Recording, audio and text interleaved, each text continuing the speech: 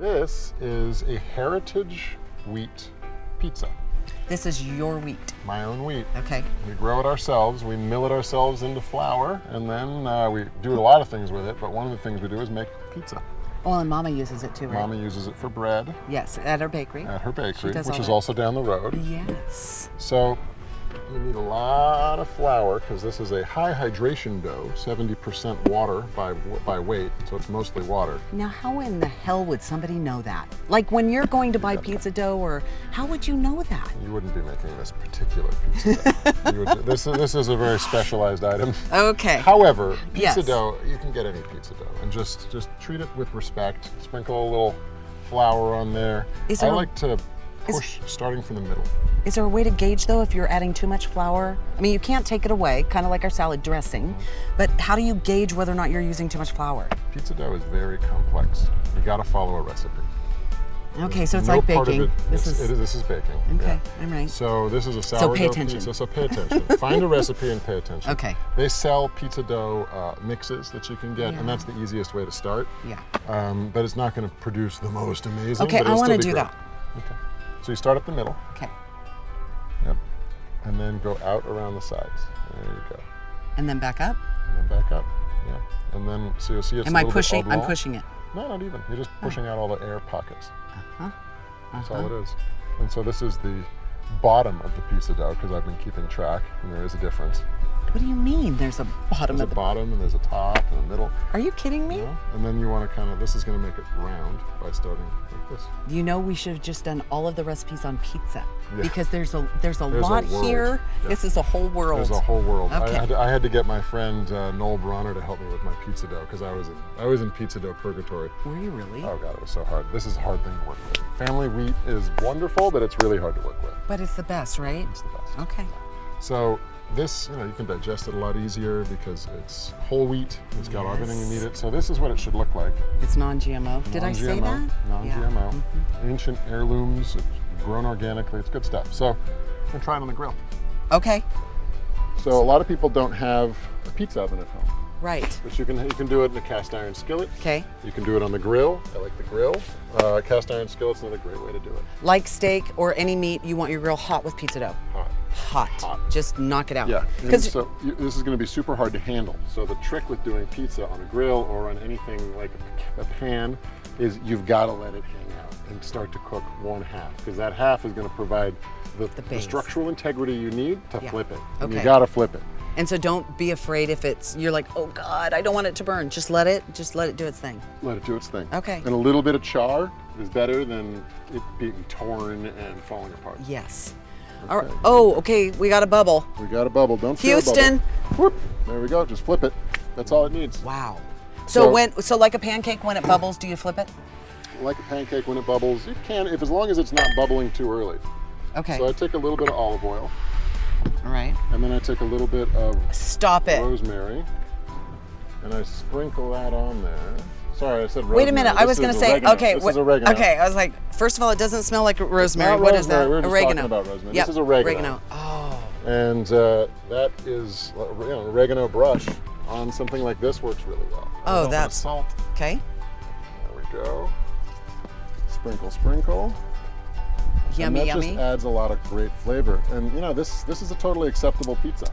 I'm in your head right now. What are you thinking about that pizza dough? Be honest. Like, are you thinking about, well, it's what?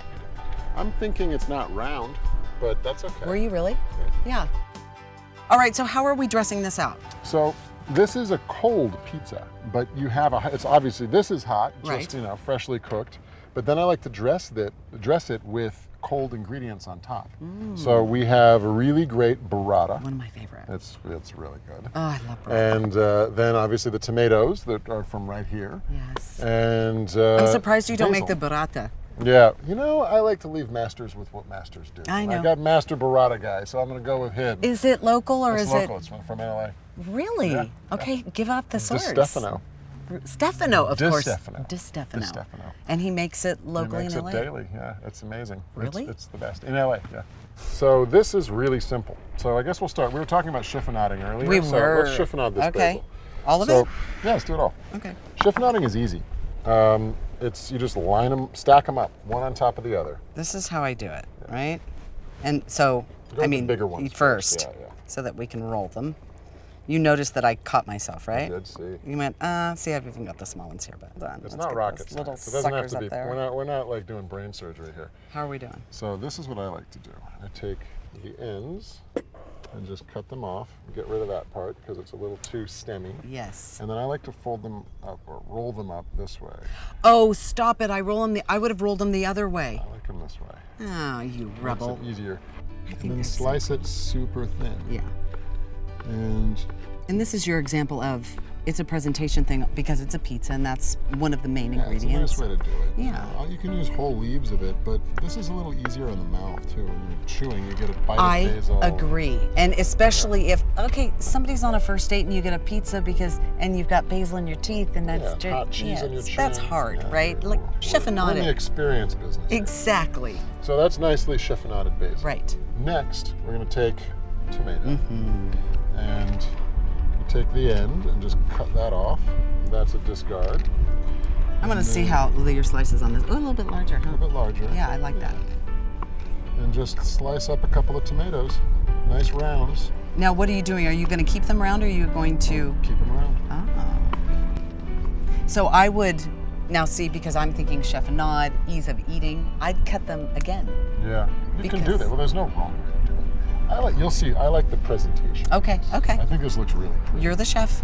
In fact, we need two for this one, so you can help me? Yeah. So what we're going to do is, 'Kay. since the burrata, what we need to do is pull pieces of burrata. Yes. And the burrata is, when you touch anything after you touch the burrata, it's going to be that color because the white gets everywhere. So Okay. to keep it pretty, I'm going to lay down the tomato and the Interesting. basil. You're going to put the burrata. Oh, thanks a lot. I get You're the the. burrata person. So They get take to a little piece of burrata and you're going to put it over half of that tomato. Okay. Yeah, like that. There you go. You can put maybe 20. Yeah, A little more? Yeah, half of that much. There we go. There you go. And then I take a little bit of basil, and then Oh. another tomato, another burrata, Okay. Oh my another God. basil. It's so hard for me to have this burrata in my hand and not eat it. Oh my God, I love burrata. Okay, so it's coming out of the casing. Does that? That's okay. I mean, not a It's big totally deal. fine. Okay. It's, we're not going to be able to preserve the burrata. No. We're just going to eat the burrata. Well, I mean, A little basil, a little tomato. You get into a pattern. I'm with not this. keeping up with you, but That's okay. I'm a professional at this. okay. I've done this for a living. This is fun, actually. quick. Yep. You have to in the restaurant because You do. how quickly? What's your rule of thumb for your servers? Like you want folks to wait how long? 10 minutes for a pizza. Really? Yeah, it doesn't always happen, But that's especially on your. a Saturday night. Oh my gosh. Valentine's Day. You or have a something. huge space at Farmhouse. 250 seats. It's no joke. I mean, you went all in. I went all Go in. big or go home. Yeah, I went big. Yeah. It's just as easy to fail in a small restaurant. Yes, you're right. So you may as well have a big one. Was it overwhelming? It's not overwhelming. I thrive in these environments. I love this. I Really? want to have the most like I want to be able to look at my restaurant and be impressed myself. This is the tricky part. The end? The end. Did I do it? I should have done it. great. And then we're gonna put another one Okay. there. Well, I mean, you and I talked about this before, but farm. There's different schools of thought, but farm to fork is really kind of in the middle. Yeah. Okay. We're gonna do Is the just next kind of it's overdone, kind Mm-hmm. of like organics, and I mean, it's really about if you want to know your food, you have to know your farmer because if in knowing your farmer, you know where it comes from. You know where it comes from, and then you can, you know that person. Yes. And that person, you may look at him and be like, I don't really trust what that guy says. Right. And Right. then that's part of knowing who's producing your food. Do you feel like a lot of farmers would like to be able to talk to more people about their farming? Yeah, I think so. But a lot of farmers, it's about 50-50. A lot of farmers, they're farmers Yeah. because they don't want to deal with people. Right. They can't be in an office. Right. They're rebels. Right. And then some farmers really want to communicate, and they're in it for the love, and want to feed people. And that's my school of farming. Right. Neither one is right or wrong. So Oh my gosh, look at that. yeah, it's a pretty. Are you going to put a little pizza. salt on it? Of course. Yeah. That's me being. You want a little extra salt. I- It's life without a little salt. I just think it brings out so much of the Even a flavor. little balsamic would be good on this. Ooh, yeah. Just I kind want of this to be pure. No. This is absolutely perfect. So that's it. This is all that it is, and this is a summer pizza. This is going to be nice and hot and crispy on the bottom, with a really cold and sweet and wonderful flavor on top, and it's great. This is summer yum. It's a summer yum. I love it. You bring this out and everybody's impressed. I'm impressed with your recipes, but I'm impressed that you're doing it all. And I think that's the biggest takeaway for me, that you've helped me just really learn a little more too. And I hope people understand that you've painstakingly, with joy and love, done this, and it's your passion. Totally, yeah. And that's what's really It's cool. my dream come true. Oh, good for you. I want to go fishing though. Come fishing. Yeah, I'm holding you to that. It'll be fun. Nathan, thanks.